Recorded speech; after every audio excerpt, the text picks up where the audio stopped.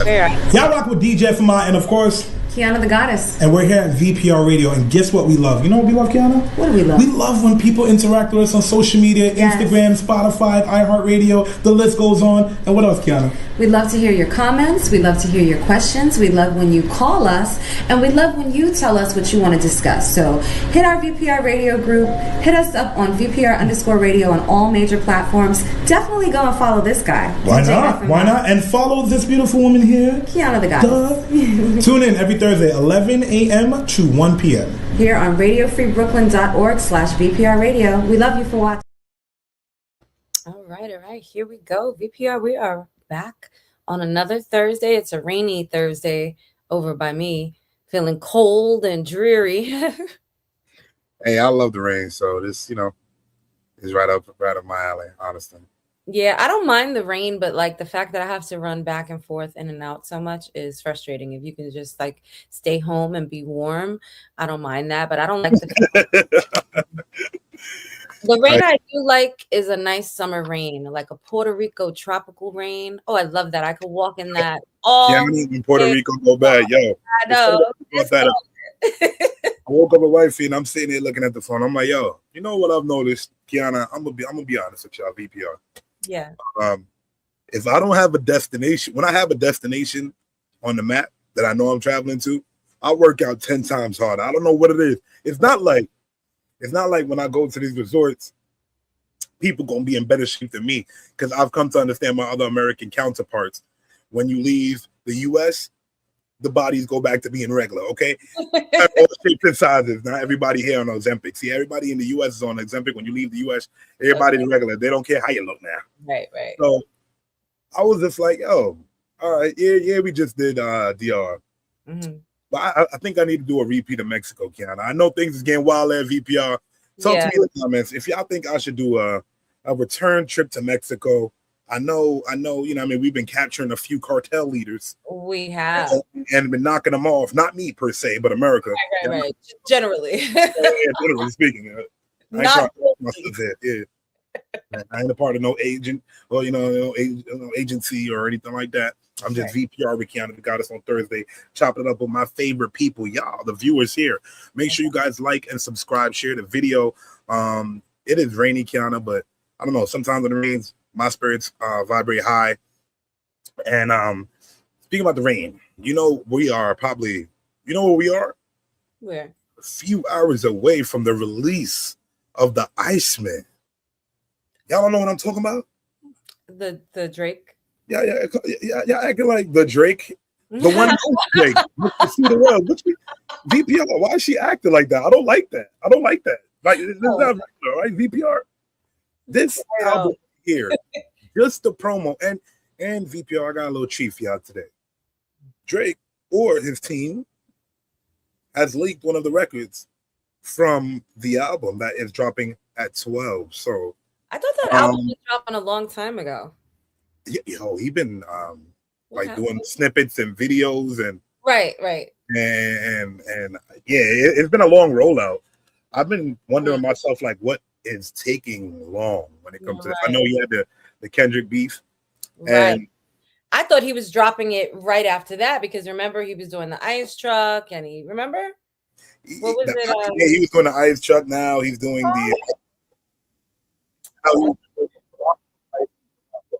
Right, but what was that song? Like, I Can't Believe It or some shit. He's been spotted recording a few music videos, so he's been doing his promo. VPR, I ain't a hater, but for some odd reason, these hats right here, y'all see the arrow? These hats will never be cool to me. I know. I remember shout out to Ghostface and Wu-Tang. Those were the first people I seen wearing these in hip hop, and it's cool to me. Shout out to the island, but it's just that hat. You know what those hats remind me of? The hat with the little propeller at the top. With the little spinner, yeah.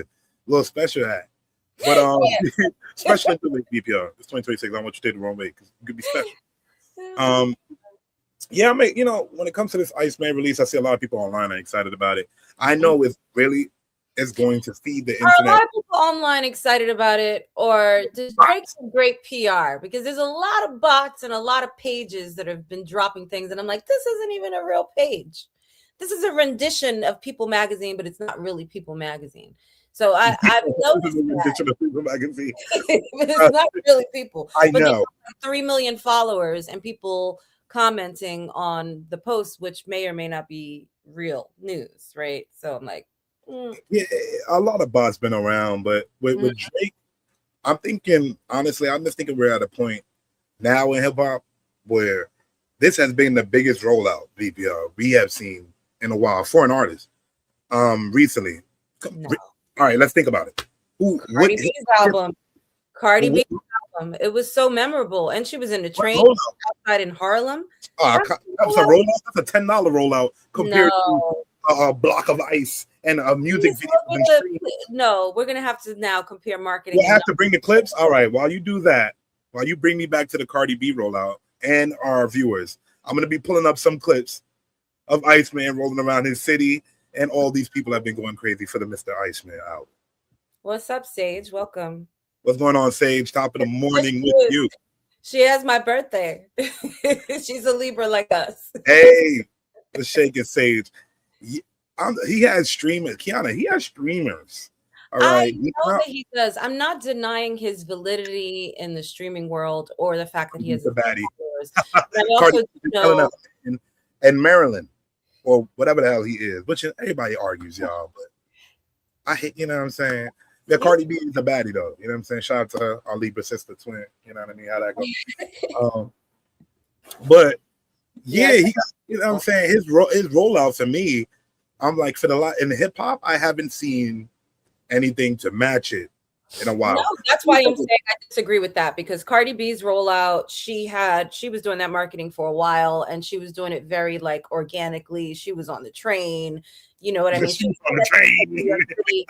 Because you get money, you stop riding the train. Like, let's keep it real, right? Like, you're not jumping. You are the lower income, okay? If you make under 6 figures in America, you are in the lower income bracket. So I guess what I'm saying, I don't know, Qiana. I mean real money. I'm talking about millions where you can lease a car and put it back tomorrow. That's what I'm talking about. I'm not even talking about 100,000, your regular commuters, right? Like, I'm talking about also having a status where if you ride the train, you're likely to get fan mobbed. So, you know, this isn't the regular thing. So all of this, and even like shampoo does rollouts like this. You know what I'm saying? Like through New York City. Like, let's keep it real. Yes.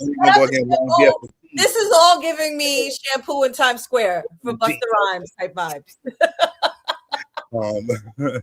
We are in the building, raw. Yo, NYC raw zone. NYC, what's shaking? What's going on? I appreciate you for tuning in. We were just talking about one of for me, the biggest rollout in hip hop, which has been the Drake. Drake's Iceman is coming out, I think tonight. It's stated to come out tonight. So I've been watching him carrying around blocks of ice around Toronto.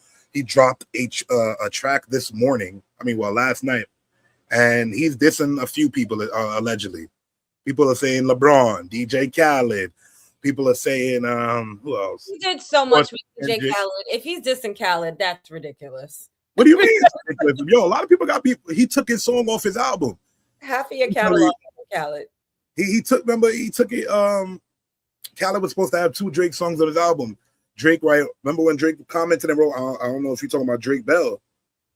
No. Like, you get what I'm saying, VPR? Like, the Drake effect is real. Yeah, I'm not knocking it. I'm just saying. The internet has something with one of the biggest hip hop figures, and I'm just here to intake the music as a DJ. And I want to see what he delivers. Let's see what you deliver. That's all I gotta say for Drake. Because for me, Qiana, at this point, lyrically, Drake has become more of an R&B lyrical semi-rap artist. So I don't know what kind of beef. And I thought we went over all of this beef and street cred and all of that. We did, but we can't. Qiana solidified all of this already. Oh nah, she did not. Come on, bro. You can't. You know what I'm saying? Now tied to this man's name in a way where, and when it came to the beef, I enjoyed Kendrick's music and the album that he put out too, but he is tied to this man's name now. And rumors are Kendrick was trying to do a surprise album. He's been putting up flyers all over, I think, Atlanta and New York that just says Giant, and then it says his name. So it's just a white flyer that says that. So we're gonna see. We're gonna see. At 12 o'clock, watch the whole world stop. We're gonna see all the FMI, the theatrics. Watch the whole world stop. Yeah, watch the world stop. This Scorpio is about to diss every rapper, entertainer, hip hop athlete. The West Coast. I'm already the US at this point. You get what I'm saying? For how they make him feel. Yo. Hopefully he's dissing Trump. Could someone come up with a whole Trump diss album? I think that would be legit. That would be cool, but at the same time, it's Drizzy Drake. I'm here to see. He got Jay-Z dropping interviews talking about he's too old to be rapping. He got a reason to rap right now. Like when Drake had something to rap about. Jay-Z said Drake is too old to be rapping? Jay-Z recently dropped an interview where he was just like, for the rappers that are trying to pull from their youth when they're not rapping about the experiences that they're going through when they're aging through hip-hop, y'all need to stop it. Okay, he was sending those shots at like Drake and a few other people. But I'm just like, I do agree with that. I do agree with that. I do completely agree with that. And you see it in everything, right? But come on, no. Kiana, let me be devil's advocate. Right. Well, we can play devil's advocate because the fact of the matter is that Drake is a multimillionaire, right? You noted him as one of the best in hip hop, right? He's known in hip hop worldwide. He's got Toronto and Canada on lock. He's been solidified where he and his family will be financially secure for the rest of their lives, as long as he's got his money, locked up the right way. And I'm certain that he does. But at the end of the day, that Drake is not the same Drake that, was in that show. I don't even remember the name of it that the kids used to watch. Don't forget, it's a part of history. Yeah. He started, but even that, right? Even that lifestyle, childhood actor, et cetera, it is not the epitome of your general hip hop artist, right? Because hip hop was born out of pain. Hip hop was born out of oppression. Hip hop was born to express, right? Hip hop was born from a discomfort. Okay, that's the place where hip hop became what it is. So that's not the lifestyle that Drake has ever led. So I do wish he would really just leave that alone. Like rap about what you know, be on your grown man shit, right? But trying to have beef in the streets and you're gonna body that. No, you're not. Come on, Drake. Really? Drake? To answer. This is what I feel. What is this? All right. So to answer the first part of what you said, Key, I used to have the same take when it comes to hip hop with artists wanting to age into the music gracefully, changing some of the subject matter that they rap about as they age. But in the same sentiment, we have never asked Led Zeppelin to change, or Aerosmith, or Kelly Clarkson, or Taylor Swift. That's not the same. You know what I'm saying? You can't compare those genres because Aerosmith. What do you mean? They're growing up. They're creating music.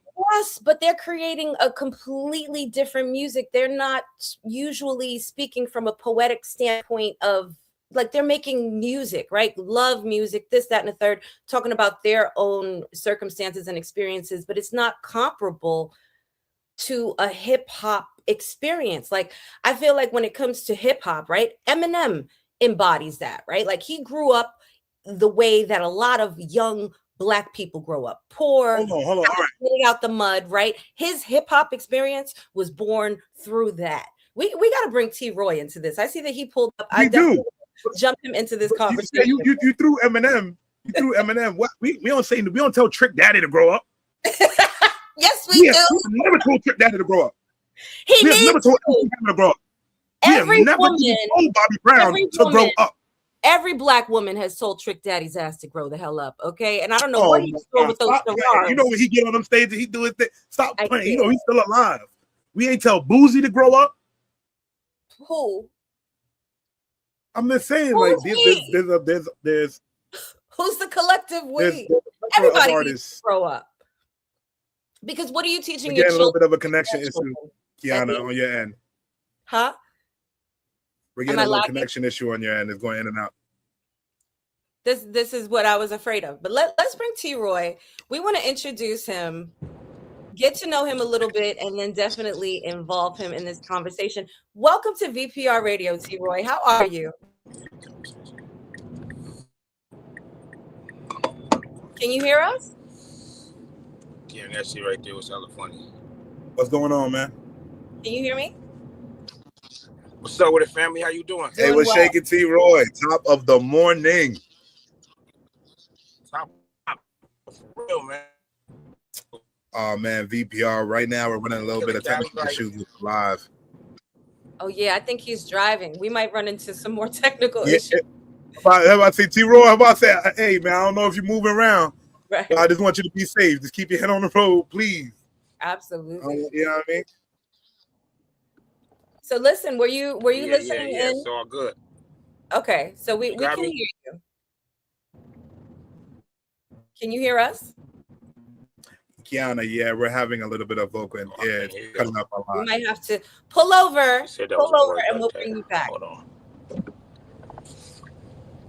Pull over to the side of the road. But we have this West Coast artist. He is also one of the founders of DPE Entertainment, and he will be back. He has to pull over off the road, but we want to get the audience. We want to get your input on our little debate here, our little active, ongoing debate between Drake. Iceman album coming out tonight.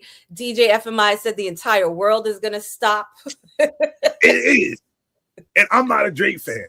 I'm telling you, I sound like a Drake fan. I look at me, like I know it looks crazy. You would think I was big as Drake fan.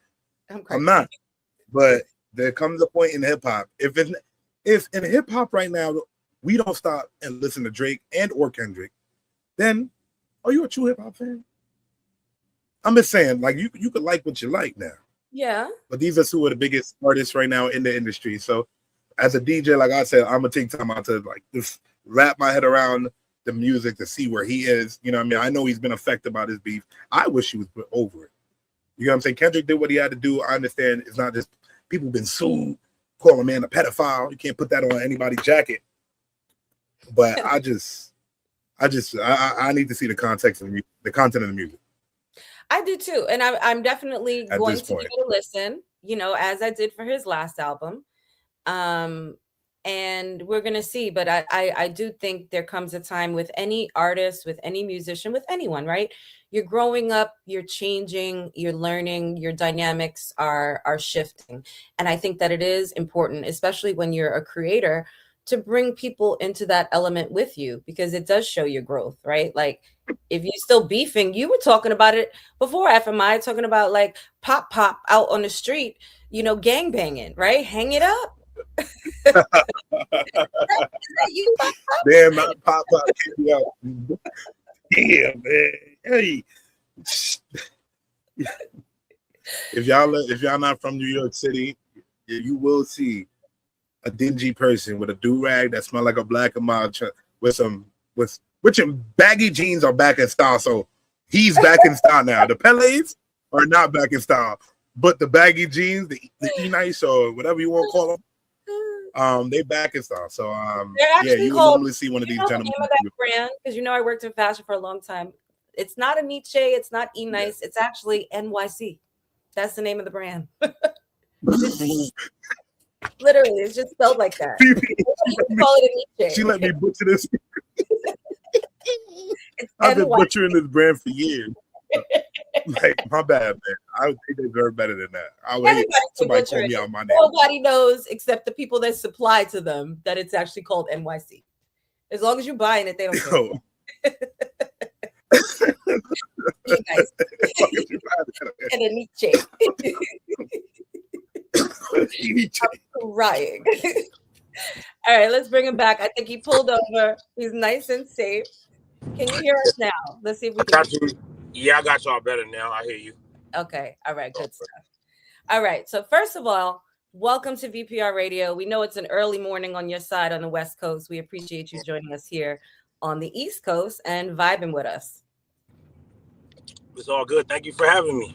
Yeah, for sure. So let's start by talking about your artistry, how you kind of came into hip hop, how you developed yourself to become not just an artist, but also a music executive. And then I would definitely want to get your input on some of the stuff we were discussing while you were there behind the scenes. But let's get to know you about you first. All right. Yeah, I got into the music like like I said, when I was a kid, you know, chilling with my grandmother, listening to jazz, you know, the old school music back in the day on the records, and then playing with my dad records, you know, DJing.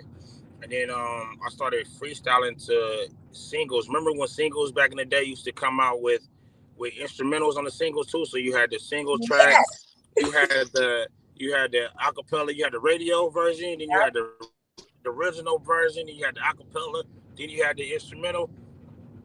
I missed that. I was rapping on Eazy-E's Easy Does It beat back in the day. So that's how I started rapping on there and just kept it going. And then also, you know, hanging out on the corner store, rapping with when the kids be beatboxing and stuff like that. Ice Cube was my favorite rapper. I used to listen to Fresh Prince, what's his name, Will Smith now. So remember when Will Smith did a song talking about he never cursed, he had a song called You Saw My Blinker, bitch. So don't act like you ain't never cursed. I'll bust you out, bro.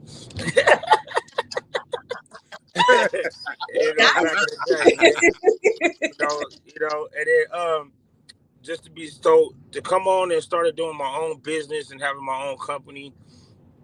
I'm always wanted to, you know, run my own thing, and also people telling me no all the time, you know, like, nah, you can't do this, you're not good enough, you know. So I said, fuck it, I'll do my own and kick down my own door. My bad, I don't mean cuss y'all. You know, but kick down my own door. And then by doing that, I started dues paid, so I paid my dues. And it's good with everybody, because with jobs, you got 3 months before you get fully owned, you know, you got to pay your dues. So it goes with everything. So it's something that everybody could relate to. And then just put on my family. So I'll be rocking with my brothers.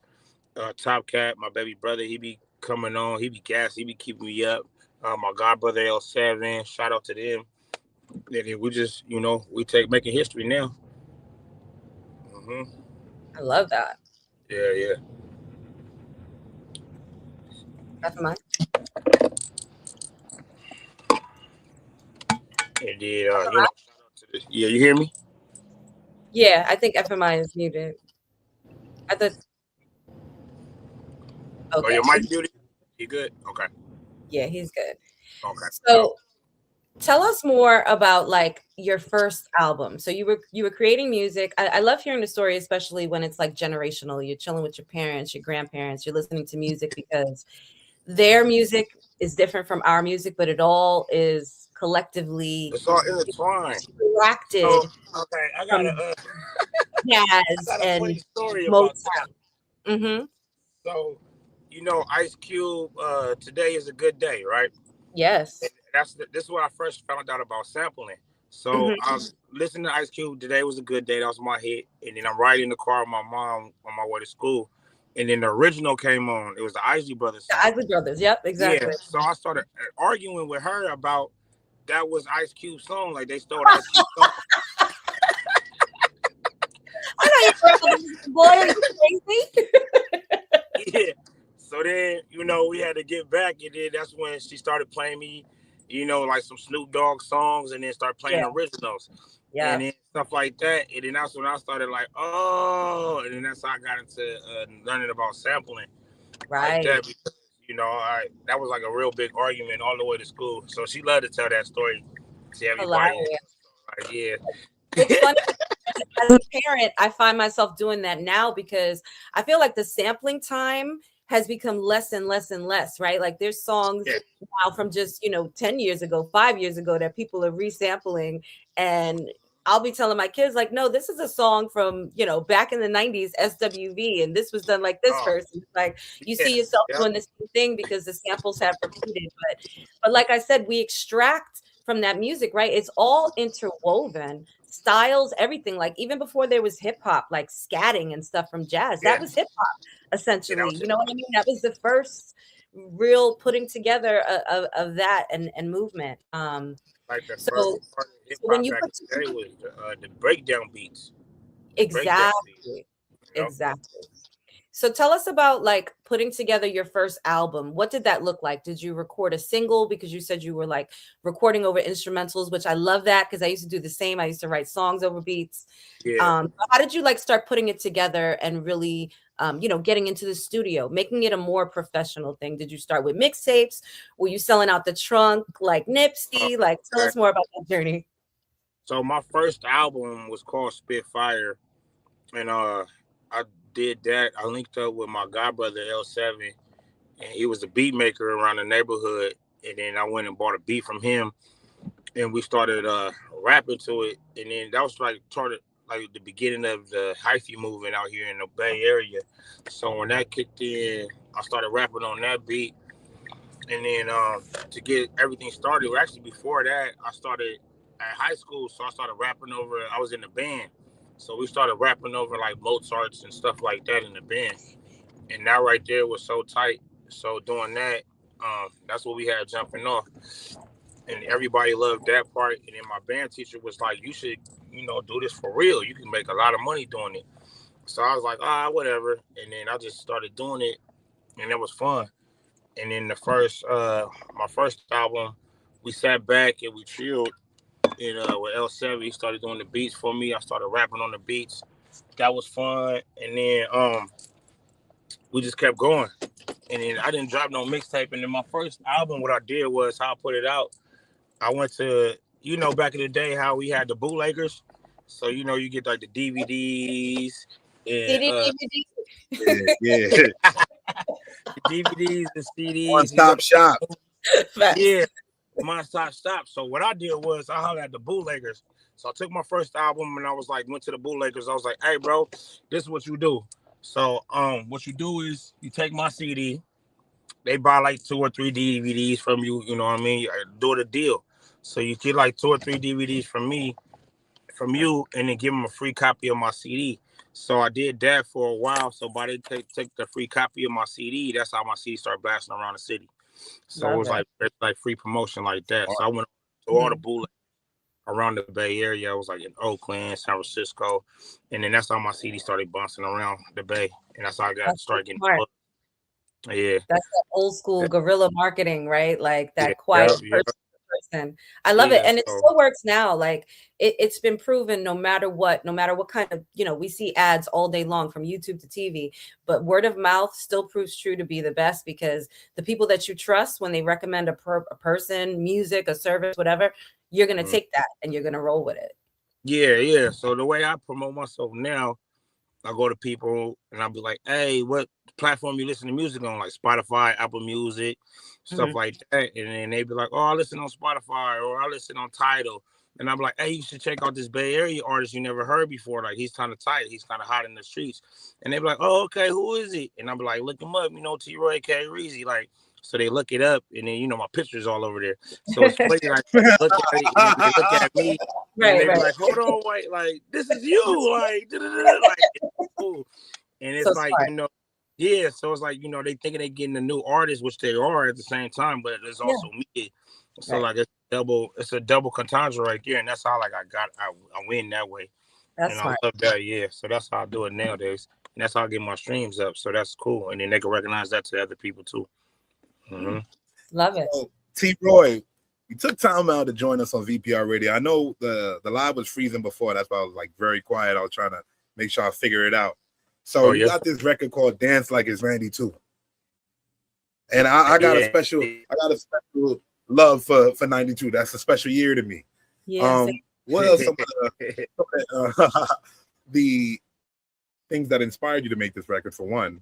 And two, have you performed it yet? Because I need to see, I already listened to it, so I know it's a bop. It's such a bop. It's such a bop. So, it gives me the feels. Yeah. So what made me do it, I was listening to the beat, and I was just freestyling, and I was cooking dinner, and I was just freestyling to it. And then I looked at, so I got a thing on my page on my refrigerator.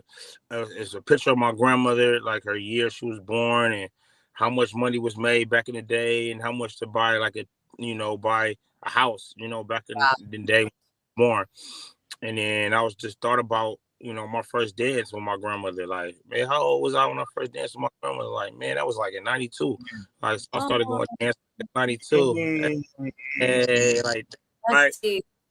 And then that was just stuck in my head because, I was remembering it was at her brother's birthday party, which is, Memorial Day weekend, and everybody linked up and, the music is playing. And I finally got on the dance floor with all of them, trying to do the old school slide and all that. Right. So, dance like it's 92 just stuck in my head.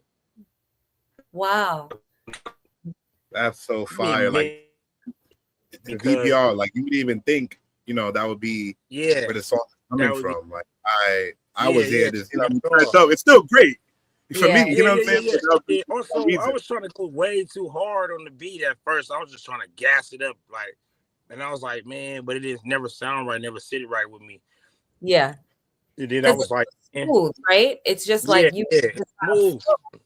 And I was like, the story behind it makes sense because listening to it, first of all, I'm a hip hop baby, but listening to it really was so nostalgic, and it brought me back to that old school West Coast vibe hip hop, right? Like it was bringing me back to like watching Boys in the Hood, and it was just that kind of like old school. And you mentioned Today Was a Good Day by Ice Cube. That's the kind of vibe it was giving me. You know what I mean? Like everything is just a vibe. And we rocking out. I was just born in the West Coast, and it gave me that energy. Like when I was we had a show in Bakersfield, and I forgot where else near Portland. When I seen like I know the West Coast culture, but when I see the Cholo really come to the show, like with it, his daughter and what's going and all these before my set, and I was like, oh shit, really like that. And like he talked to me after, he was like, great set up there, and I was like, yo, this is fire. I love it. So it's just the culture out there. And when I listen to the record, I got all of that. So VPR, this is Dance Like It's 92 by T. Roy, aka Reezy.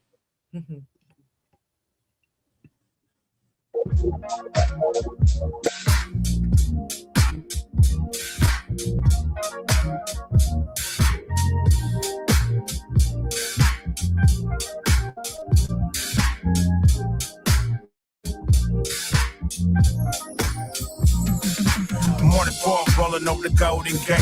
City waking up, hear the trolley brakes. Started where the corner boys to the orchestrate.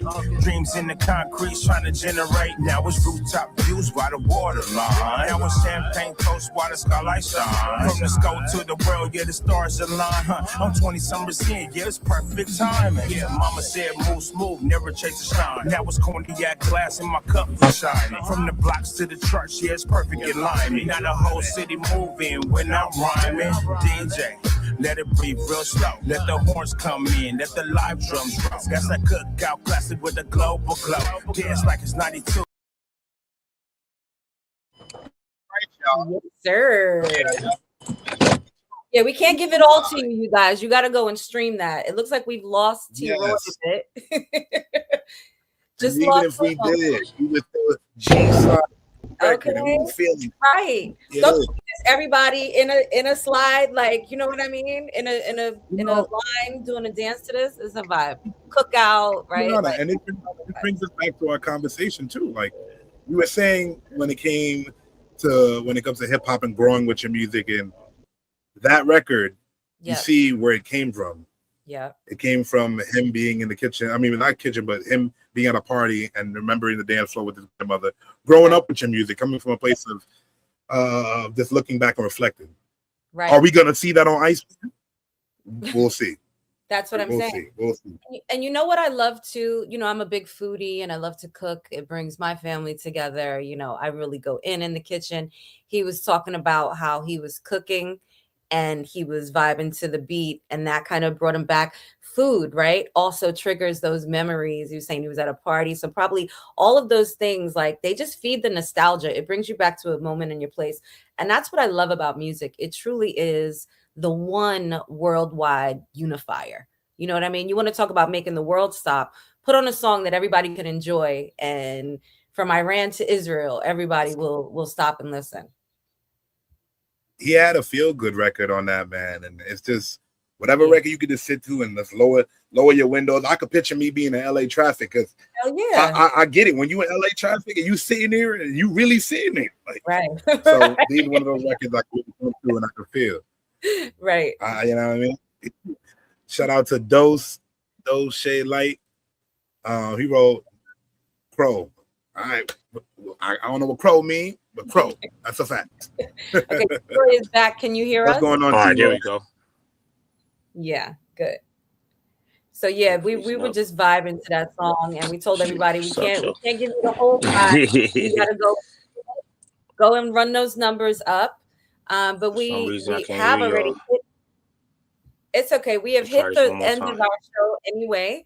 So I do have, scrolling at the bottom, the official T. Roy DPE. That's actually where you can go and follow him. And we'll do some editing to give you some more information at the end. But it looks like we are having more connectivity with our guests. But thankfully, we got through the interview, so it all worked out. Yeah, I want to chop up with him, man. If he's ever touring through New York, I'm gonna reach out to his team. Sure. If he's ever touring through New York, I need to have an in-person interview with him in the show. I would love that. For everybody, as Doja like weed. Yes, sir. That's what I'm gonna do at that. But before we get off there, everyone, I want to say thank you. Please like and subscribe. We have interviews posted to our page that I have been cutting up, and we've been working on that experience. We can't wait to have him back because I feel like there's so much more for me just to pull from him. Sure. I didn't get to talk because this connection issues, but shit, man. Thank you for everyone tuning in. And when we get him back, he's sitting down, so we can keep him live. He's out like me too. I love y'all in the live. Y'all go. Thank you, everyone. We will see you next Thursday. Keep it positive, and we'll talk soon. We love you for watching. Ciao.